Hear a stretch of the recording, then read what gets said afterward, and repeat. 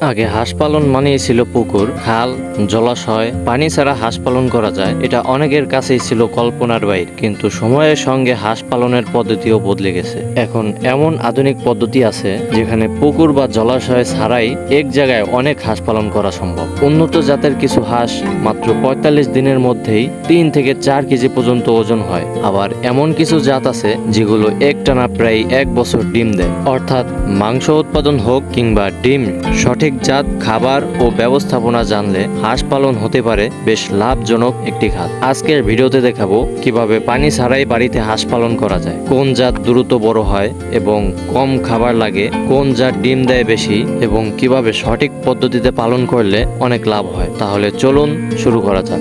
Hello everyone, আসসালামু আলাইকুম। যুব উন্নয়ন থেকে আজকে আমাদের খামার ভিজিটিংয়ে নেবে। সো স্যারেরাও আমাদের সাথে আছে, চলেন যাওয়া যাক। সো আমরা অবশেষে চলে আসলাম হাঁসের খামারে। এটা হচ্ছে মাদারীপুর আঞ্চলিক হাঁস খামার এবং হ্যাচারি। আমার সাথে আমার সাথীরাও চলে এসেছে। সো এটা হচ্ছে সম্পূর্ণ হাঁস খামারের নিয়ন্ত্রণে, ওইদিকে হাঁসের খামার, আর এটা হচ্ছে মেন অফিস। এটা হচ্ছে তাদের হাঁসের প্রথম শেড। সো আপনারা শেড নির্মাণের আগে অবশ্যই যেখানে পর্যাপ্ত আলো পৌঁছায় এবং বাতাস পৌঁছায় ওই স্থানে নির্বাচন করবেন। খামার তৈরির ক্ষেত্রে পূর্ব পশ্চিম করে লম্বা করে এবং উত্তর দক্ষিণ দুই পাশে ফাঁকা রাখবেন যাতে বাতাস চলাচল করতে পারে। এইভাবে খামার তৈরি করবেন। তারা কিন্তু এখানে পর্যাপ্ত ফাঁকা স্থান রেখেছে, আপনারা ভিডিওতে দেখতেই পাচ্ছেন। আর এখানে কি হাঁস পালন করতেছে তাও আমি বলতেছি। এটা হচ্ছে বেলজিয়াম হাঁস বা বেজিং হাঁস। এটা আপনার 40 থেকে 45 দিনে 2.5 থেকে 3 কেজি মাংস উৎপাদনে চলে যায়। ঠিক আছে, আপনারা মাংস উৎপাদনের জন্য এই হাঁসটি চাষ করতে পারেন বা এই হাঁসের খামার করতে পারেন। এই হাঁসের জাতটা মাংস উৎপাদনের জন্য সব থেকে বেস্ট।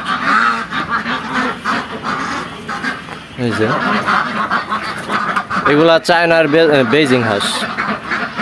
এই হাঁসটি পার ডে মানে প্রতিদিন 70 থেকে 80 গ্রাম খাবার খায় এবং পর্যাপ্ত পানি পান করে।